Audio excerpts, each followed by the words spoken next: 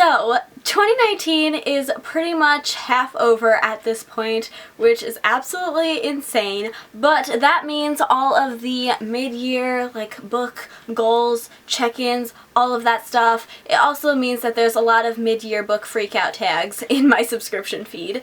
I actually did this tag on my channel, like, probably 2 years ago, and I thought may as well give it a go again this year. I haven't watched anyone else's video for this, so I don't know what any of the questions are, and it was 2 years ago that I filmed it, so I obviously don't remember them. Basically what I'm saying is I'm not prepared at all, and let's see how this goes. So question 1 is the best book you've read so far in 2019, and that would definitely have to be Illuminae by Jay Kristoff and Amy Kaufman. I loved this book so much, and it's so funny because this is obviously, I'm very late to the game with this book. This has been out for a very long time and so many people have loved it, but I was never interested in reading this book. Like, I avoided it. It did not catch my interest at all, and then randomly this year I was just like, maybe I should read that book, and I did, and I loved it. So this was a shock and a half when I read it and loved it, but yeah, this is definitely my favorite read so far this year. Question 2 is the best sequel you've read so far in 2019, and that would probably have to be Gemina by Amy Kaufman and Jay Kristoff, which is the sequel to Illuminae. It's no surprise that I loved this book almost as much, possibly just as much as Illuminae, so that was definitely the best sequel. I actually don't think I've read many other sequels this year, so my answers were kind of limited with this one. Question 3 is new release you haven't read yet but want to, and the one that actually immediately comes to mind is one that wasn't on like my most anticipated releases or anything like that, but since it's come out I've really wanted to read it, and that's The Unhoneymooners, which is a book that like a year ago I would have probably never been interested in picking up, but my opinions on genres and my taste in books has definitely changed over time. What it's about, it's an adult novel that follows these two people that really hate each other, and I think they were like the maid of honor and the best man for their friends' weddings, but everyone at the wedding eats like some bad food and they get food poisoning, so the bride and groom can't go on their honeymoon, so they let their maid of honor and best man go on the honeymoon together even though they really hate each other, but they decide to go anyway. It's obviously going to be a hate to love story, so I'm, pretty excited to pick this up. Hopefully at some point this year I'll read it. Question 4 is most anticipated release for the second half of the year, and that would definitely have to be Ninth House by Leigh Bardugo. I am so excited for this book because it's going to be very different from her other fantasy, or at least I think it's going to be different from her other like YA fantasy novels, because this is going to be adult, and I think it's like a thriller mystery kind of thing. I saw that like a bunch of people got arcs of it from BookCon or BEA or whatever the heck it was called, and I'm very jealous because I really want to read that book. Question 5 is biggest disappointment, and that would probably have to be The Seven Husbands of Evelyn Hugo by Taylor Jenkins Reid. This was a very beloved book by all of BookTube. I feel like I'm the only person that didn't really like it. I think I gave it 3 stars, maybe even 3.5, but still, for like the 5-star rating that everybody else seems to give it, I had very high expectations for it, and it just did not meet them at all. So yeah, this was very disappointing. Question 6 is biggest surprise, and that would probably have to be Illuminae, again for all of the reasons that I literally just listed, but to avoid repeating an answer, I'm going to say Behind Closed Doors by B.A. Paris.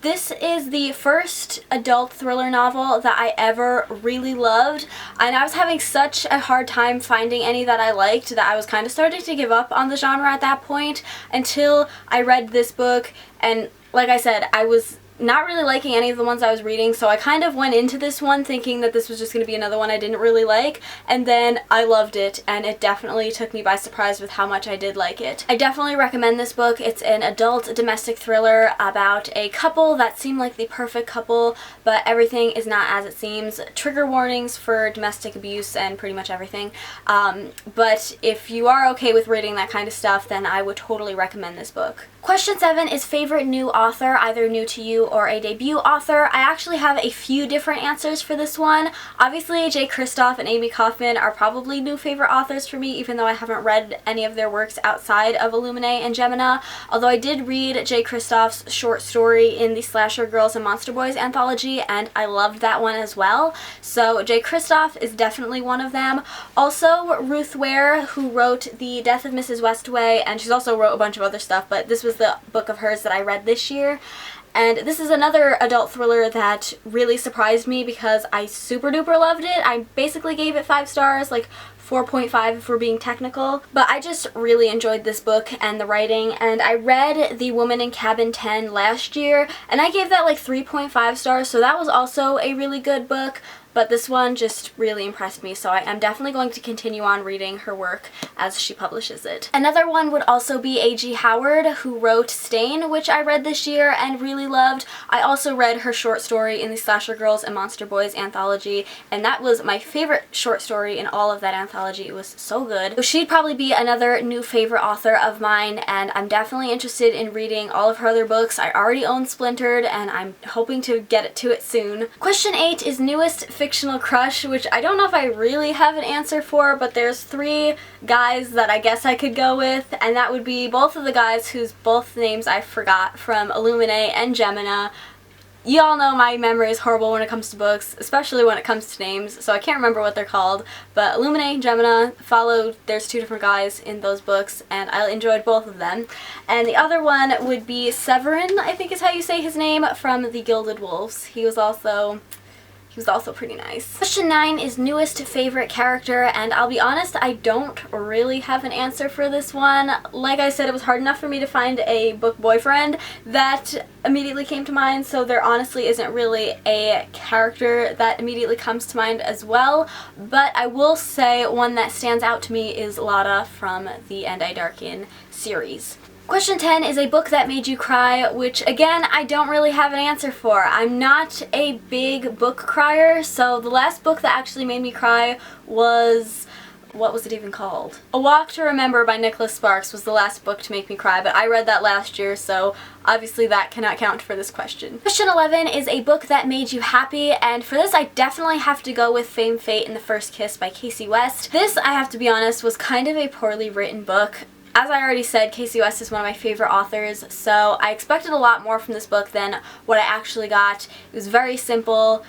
Just everything about it was very simple, and I actually did a live show with Christina from Christina's Journey and Melissa from The Bookish Babbler over on Christina's channel for our In Love book club that we have. So we did a big spoilery live show. If you want to watch it, I would highly recommend it. I'll leave a link to it in the comments, but that went over all of our thoughts on this book and how poorly written it was, which makes me very sad to say. But I will say that this book was, probably because it was so easy to read, it just made me extremely happy while I was reading it, because I could like shut off that other half of my brain that I usually have to have on in order to concentrate on like really big plots and all these different characters and magic systems and stuff like that, whereas this one was just super easy, didn't really have to concentrate that much. I was able to just chillax while reading it, and I just felt genuinely happy while reading it, even though it wasn't the best book ever. Question 12 is the most beautiful book you've bought or received so far this year, and that would definitely have to be Finale by Stephanie Garber. All of these book covers are just absolutely gorgeous, and I love them. Finally, question 13 is what books do you have to read before the end of the year? And funny you say that, because I literally just filmed a video called 19 books I have to read before the end of 2019, so I don't know if that video will be going up before or after this one, but either way, it's either already happened or it's going to be happening. It'll probably be linked at the end of this video, so if you want to learn all of the books that I plan to read for the second half of the year, you can go over and watch that. But yeah, that wraps up this video. I hope you guys enjoyed it. If you did, please give it a thumbs up and subscribe if you haven't already, and I will see you in my next one. Bye! You hear that, Samson?